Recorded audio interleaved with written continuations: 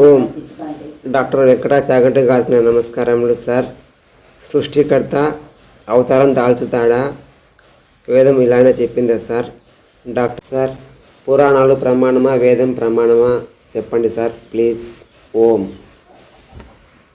ఓం నమస్తే. నేను doctor Venkata Chaganti, president, university of applied Vedic sciences. Srinivasulu గారి ప్రశ్న విన్నారు కదండి.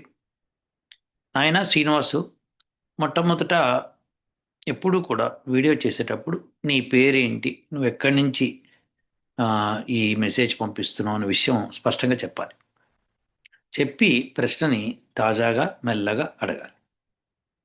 పైగా నీ మొహం మీద వెలుతురు పడాలి, నీ వెనక నుంచి వెలుతురు పడకూడదు. అట్లా సో ఈ జాగ్రత్తలు తీసుకో. వీడియో చేసినప్పుడు నువ్వు చీకట్లో ఉంటే నువ్వెవరో ఎట్లా గుర్తుపడతాం? సో ఇదివరకు నువ్వు వీడియోలు చేసి పంపించావు, అప్పుడు బాగానే ఉండింది, ఇప్పుడు ఎందుకు ఇలా చేసావు? సో దీన్ని గమనించుకో. కాస్త తొందర ఏముంది, మంచిగా తీయాలి వీడియో, చక్కగా తీసి అది పెట్టాలి. పైగా మాటలు కూడా గబగబా ఎందుకు మాట్లాడుతున్నావు, రాసుకో, చక్కగా రాసుకొని మెల్లగా దాన్ని చదువు, అందరికి అర్థమయ్యేటట్టుగా ఉంటుంది. శ్రీనివాసులు గారు, ఈసారి మీరు జాగ్రత్త పడతారని నేను నమ్ముతాను. ఇప్పుడు మీ ప్రశ్నకు సమాధానం చెప్పుకుందాం. భగవంతుడు అవతారం తీసుకుంటాడా, తీసుకోడా? ఇది ప్రశ్న. ఇది అవునా కదా? పురాణాల వేదాల ప్రమాణం. ఇది ఇంకో ప్రశ్న. భగవంతుడు అవతారం తీసుకుంటాడండి. ఇది మహర్షి దయానంద సరస్వతి చెప్పాడు, వేదంలో ఉంది. ఇది నేను ఒకసారి మీకు ఆ రుజువుతో సహా చూపిస్తాను. వెయిట్ చేస్తారు కదా. ఇప్పుడు మీకు అమావాస్య, దీపావళి నాడు హోమం ఎలా జరిగింది, మన నరసింహ శర్మ గారు విశాఖపట్నంలో ఎలా హోమం చేశారు, ఏ మంత్రాలతో చేశారు, అది చూసిన తర్వాత అప్పుడు మళ్ళీ మనము భగవంతుడి అవతారం నుంచి మాట్లాడుకున్నాం.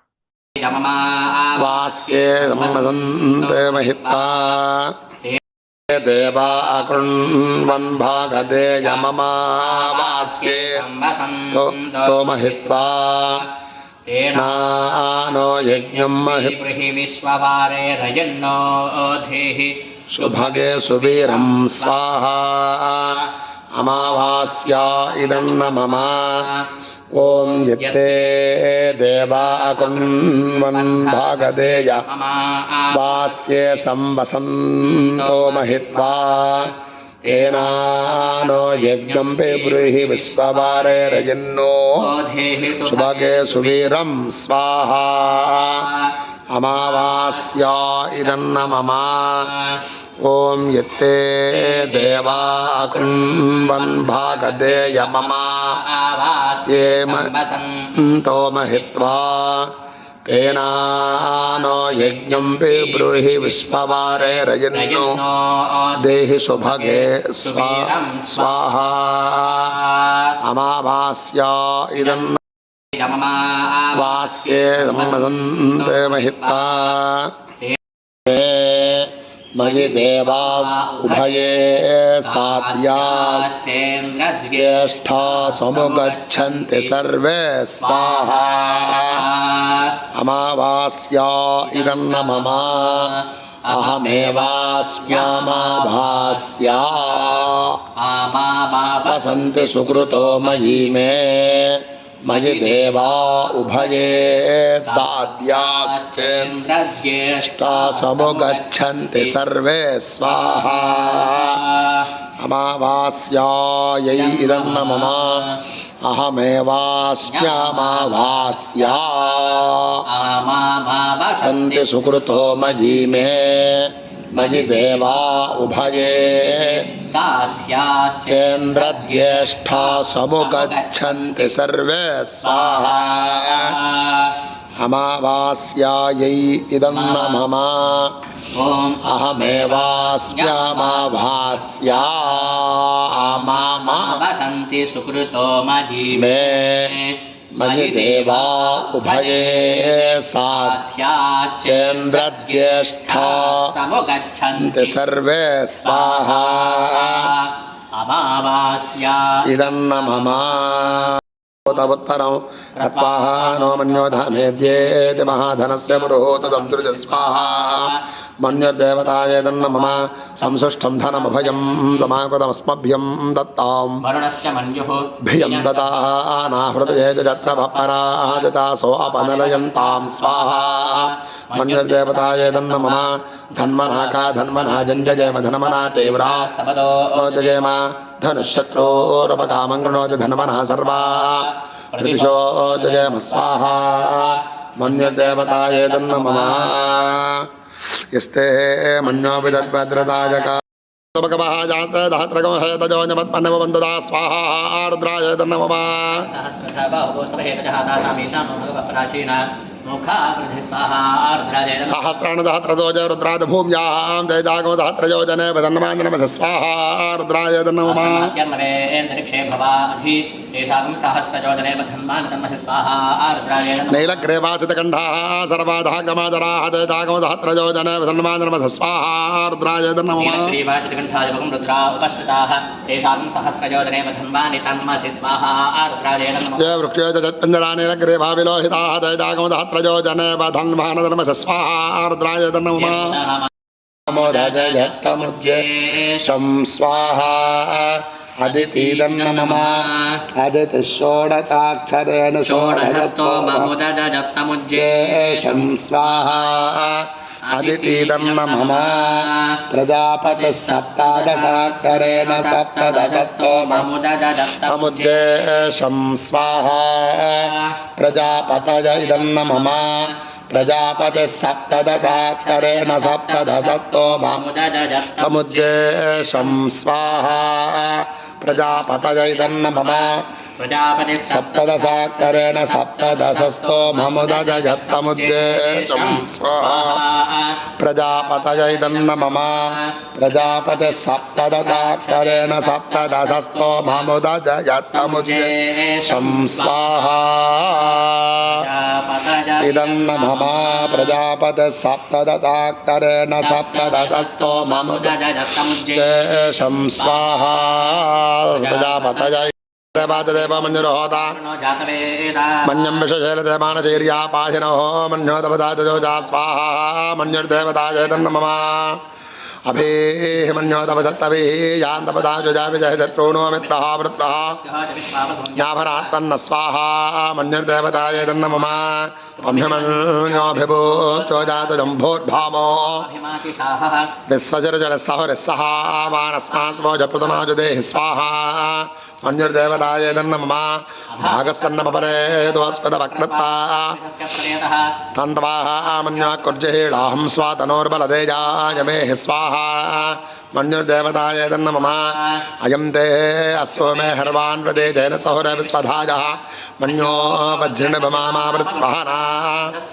कृतपोऽध्यापे स्वाहा मन्युर्देवताय तन्नमः अभिप्रेहि दक्षिणतो भवामेदावृत्तानुजङ्गना जुहोमि ते तरणं मध्वोग्रमबाहुपां सुपदमापिबाभ स्वाहा मन्युर्देवताय तन्नमः तया मन्यो शरथमारजन्तो दृश्यतामरुत्वः विघ्नेशवाजुधा संशसाना नरो अग्निरोपा स्वाहा मन्युर्देवताय तन्नमः अग्निरवमन्योदिशितः सहस्रसेना होतजेधि हत्पादशत्रून् विभजत्तवेदबोधो ममानो मृदोऽनुजस्व स्वाहा मन्युर्देवताय तन्नमः सहस्रमन्योऽभिमातिमस्मे रुजन् प्रेह शत्रूणो उग्रं देपादो नन्वारुरुद्रे वसेव सन्मयतेकजत्वं स्वाहा मन्युर्देवताय तन्नमः एको बहूनामशमन्यवेलितो विसम्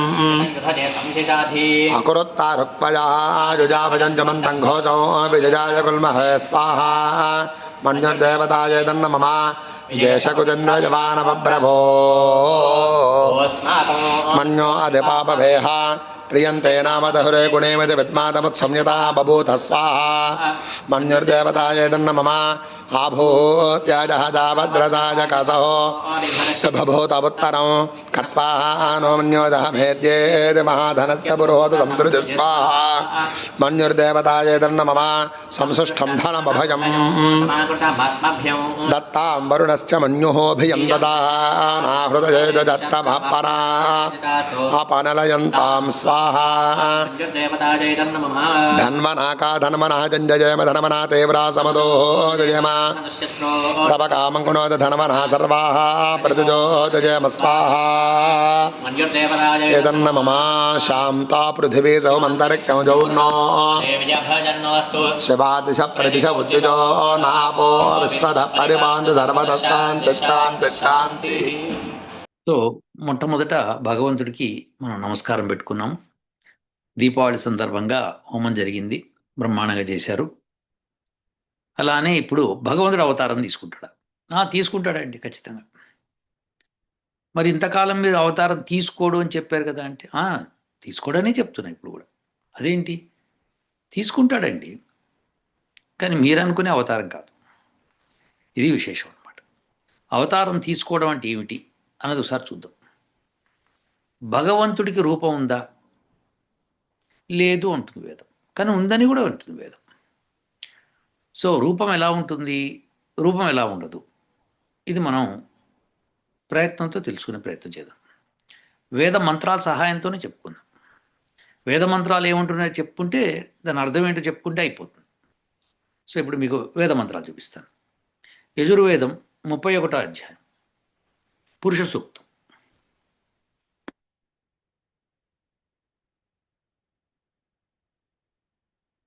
ఇదండి. దీనిలో సహస్రశీర్ష పురుష, ఆ పురుషుడికి సహస్రశీర్ష అంటే అనంతమైన తలలున్నాయి. సహస్రాక్ష అంటే అనంతమైన కళ్ళున్నాయి, అంటే ఎన్నో లెక్కలేనటువంటి. సహస్రం అంటే 1000 కదండి. అంటే ఎక్కడైతే 1000 చెప్పాలో అక్కడ చెప్తాం, ఎక్కడైతే అనంతం చెప్పాలో అక్కడ అనంతం చెప్తాం. ఎక్కడైతే సంఖ్యకి దొరకడో అక్కడ అనంతుడు అంటాం. ఆయన పేరు అనంతుడు కదా. అనంతుడికి లెక్క చెప్పకూడదు, తప్పు అవుతుంది అన్నమాట. సహస్రపాత్, అనంతమైన కాళ్ళు ఉన్నాయి. సో ఇలా ఆయన గురించి వర్ణించాడు అసలు. సో మనకు ఒకటైతే స్పష్టమైంది, తలలు ఉన్నాయి, అలానే కాళ్ళు ఉన్నాయి, కళ్ళు ఉన్నాయి. మరి చేతులు, ఇవి కూడా వస్తాయి కదా ప్రశ్న. ఇంకోటి, సో ఇది ఇంకో మంత్రం, 3వ మంత్రం. సరే అది వదిలిపెడదాం. ఆయన ఆకారం చూద్దాం. ముఖం కి మస్యాసీత్, ముఖం నుండి ఏమొచ్చింది, ఏం పుట్టింది. కిం బాహు, చేతుల నుంచి ఏంటి అంటే చేతులు ఉన్నాయని అర్థమవుతుంది. బాహువులు ఉన్నాయి. కిం ఊరు, ఊరువుల నుంచి ఏమొచ్చింది, తొడల నుంచి. పాదా ఉచ్యేతే, పాదాల నుంచి ఏమొచ్చింది. సో పాదాలు ఉన్నాయి. ఇందాకే చెప్పుకున్నాం, సహస్రపాత్ అనుకున్నాం కదా, పాదాలు ఉన్నాయి. చేతులు ఉన్నాయి, ముఖము ఉంది, ఎందుకంటే పైనే చెప్పాడు శీర్ష, సహస్రశీర్ష పురుష. సో తలుంది, ముఖం ఉంది, ముఖ్యమైన అంగం ఉందని తెలుస్తోంది. చంద్రమా మనసో జాతశ్చక్షో, సో మనసు ఉందని తెలుస్తోంది. చంద్రుడు మనస్సు నుంచి పుట్టాడు. చక్షో జాతశ్చక్షో సూర్యో, సూర్యుడి నుంచి చక్షులు. శ్రోత్రాద్వాయుశ్చ, శ్రోత్రాల నుంచి అంటే చెవుల నుంచి వాయువు. ప్రాణశ్చ, ప్రాణం నుండి. ముఖాదగ్నిరజాయత,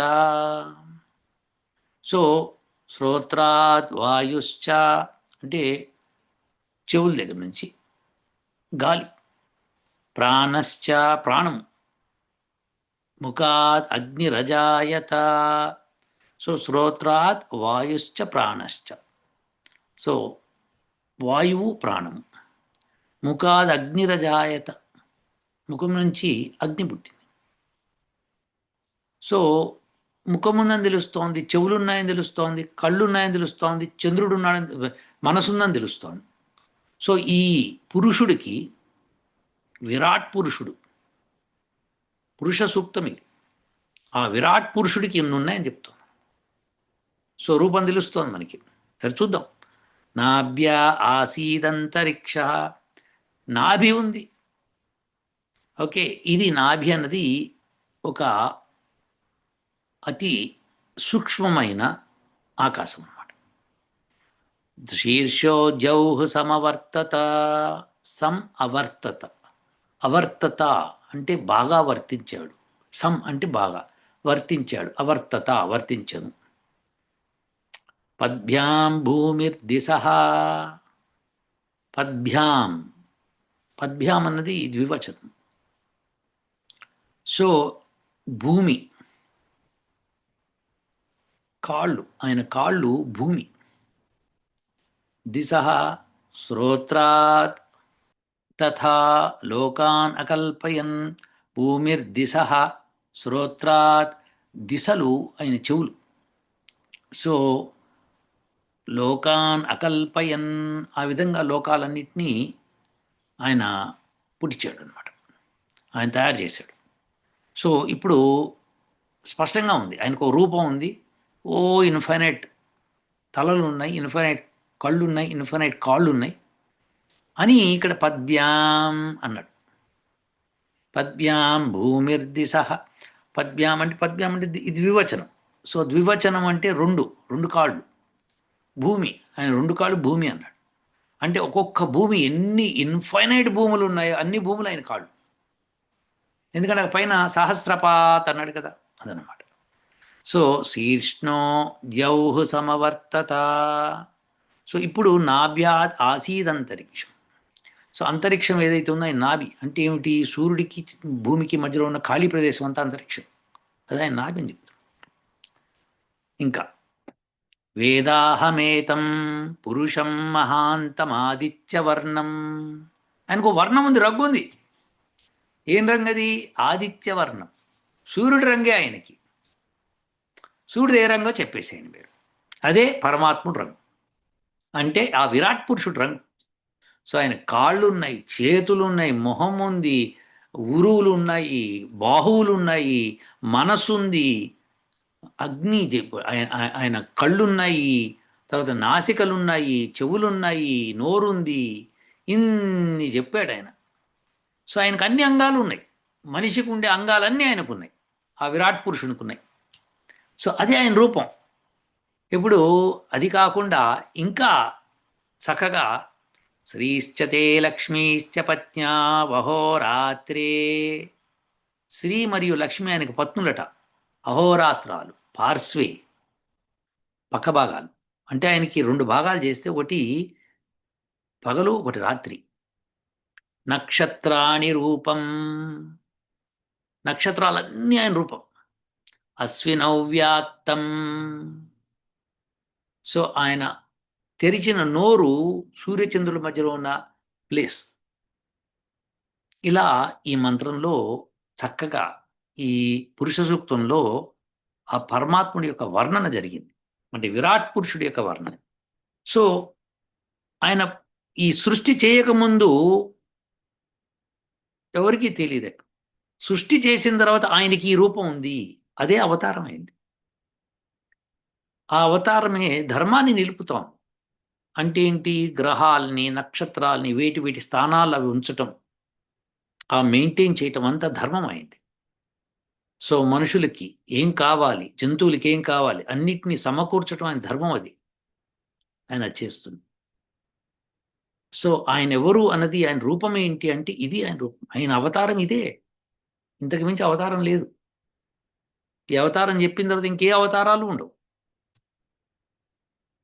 శ్రీకృష్ణుడు నేను అవతారం తీసుకుంటాను, ఎప్పుడైతే ధర్మానికి హాని కలుగుతుందో అప్పుడు నేను పుడతాను, నన్ను నేను పుట్టించుకుంటాను అన్నాడు. ఆయన యోగి కాబట్టి, యోగిగా ఉన్నప్పుడు ఆయన కావాల్సిన భూమి మీదకి రావచ్చు. గుడ్, ఆయన పని అది. కానీ పరమాత్ముడి యొక్క స్వరూపం ఇది. పరమాత్ముడు అవతారం తీసుకుంటాడంటే ఇలా అవతారం తీసుకుంటాడు. ఇది సృష్టి జరిగినప్పుడు ఇది ఆయన అవతారం, ఇప్పటికీ అదే ఆయన అవతారం. సో మీరు ఈ మంత్రాల్ని వల్లివేస్తూ ఒకసారి రాత్రిపూట చక్కగా డాబా మీదకి వెళ్ళి ఆకాశం వైపు చూసి, ఆ నక్షత్రాలన్నీ ఆయన రూపం. సూర్యచంద్రులు మధ్యలో తెరిచి ఉన్న నోరులాగా ఆయన నోరు, అంతరిక్షం అంతా. భూమి ఆయన పాదాలు, ఆయన యొక్క రంగు సూర్యుడి రంగు ఆదిత్యవర్ణం. సో ఇది ఆ పరమాత్ముడి యొక్క అవతారము. ఇంతకు మించి అవతారం ఉండదు. ఇంకెవరన్నా ఏదైనా అవతారం అనుకుంటే అది వేదం నుంచి అయితే కాదు. ఇక పురాణాలు, వేదము ఏది ప్రమాణము అంటే వేదమే ప్రమాణం అని పురాణాలే చెప్తాయి. ప్రతి పురాణాలను వేదమే ప్రమాణం అని చెప్పేస్తుంది, అందులో డౌట్ లేదు. కాబట్టి వేదమే పరమ ప్రమాణం. వేదాన్ని మించిన ప్రమాణం ఇంకొకటి లేనే లేదు. సో ఆ పరమాత్ముడి యొక్క స్వరూపము పురుష సూక్తం ఎంత బాగుందో చూడండి. ఎంత అందమైన స్వరూపమో చూడండి. ఇన్ఫైనైట్ తలలు, అనంతమైన తలలు, శిరస్సు, అనంతమైన కళ్ళు, అనంతమైన పాదాలు. ఇప్పుడు చూద్దాం ఒకసారి. అనంతమైన తలలు అంటే ఏమిటి? ప్రతి తలలోనూ ఆయన ఉన్నాడు. ప్రతి తలలో ఆయన ఉన్నాడు. అలానే ఆ తలలో ఉన్న కళ్ళతోనే ఈ సృష్టి అంతా చూడగలుగుతాడు. అనంతమైన పాదాలు అంటే మనం ఎంత స్పీడ్ వెహికల్ వేసుకొని ఎక్కడికి వెళ్ళినా సరే ఆయన అక్కడ ముందరే ఉంటాడు. ఎందుకంటే అనంతమైన పాదాలు. ఆయన విపరీతమైన వేగంగా వెళ్ళిపోతాడు. సో ఎక్కడున్నా సరే ఆయన అక్కడ ఉంటాడు. సో ఇందుగలడందు లేడని సందేహం పోవలదు. అది అందమైన పాదం. ఇక ఆయన రంగు అయితే సూర్యుడు రంగు అండి. అబాబాబాబాబా మెరిసిపోతా ఉంటాడు ఆయన. ఇది విశేషం. మరి రాత్రిపూట ఎందుకండి ఆ వెలుతురు కనిపించదు? ప్రశ్న మీకు వస్తుంది లాజికల్గా. అది చూడాలంటే మీకు కళ్ళతో చూడలేరని చెప్తున్నాడు అందులోనే క్లియర్గా. అవునా కాదా? ఎందుకంటే అంతరిక్షం ఆయన నాభి అన్నాడు. నాభి అంతరిక్షమే కనిపిస్తుంది మనకి. కాబట్టి నాభి కనిపిస్తుంది ఆయనకి. ఆయన సూర్యుడి చంద్రుడి మధ్యలో ఉన్న ఖాళీ ప్రదేశము ఆయన తెరిచినటువంటి నోరు లాంటిది అన్నాడు.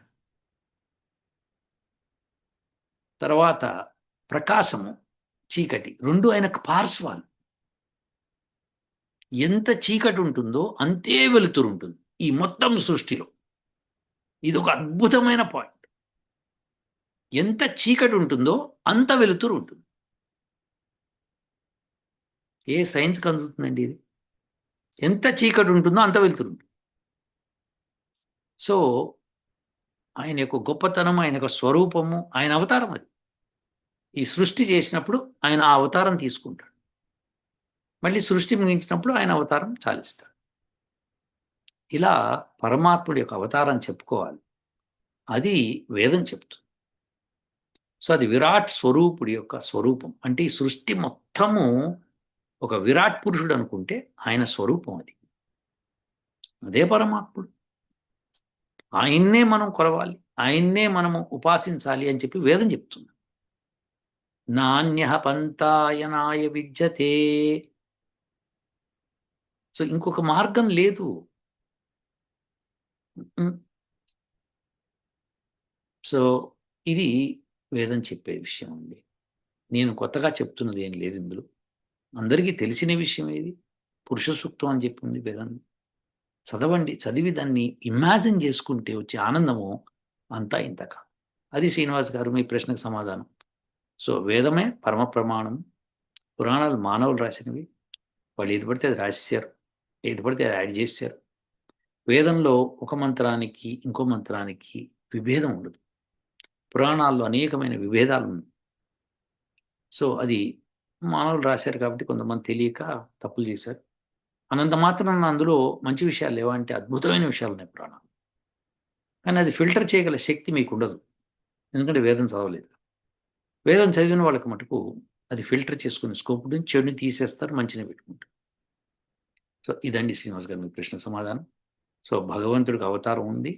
ఒకటేసారి సృష్టి జరిగినప్పుడు ఏ రూపం తీసుకుంటాడో ఆ రూపంలా ఉంటుంది సృష్టి ముగిసేదాకా. ఉంటానండి. ఓ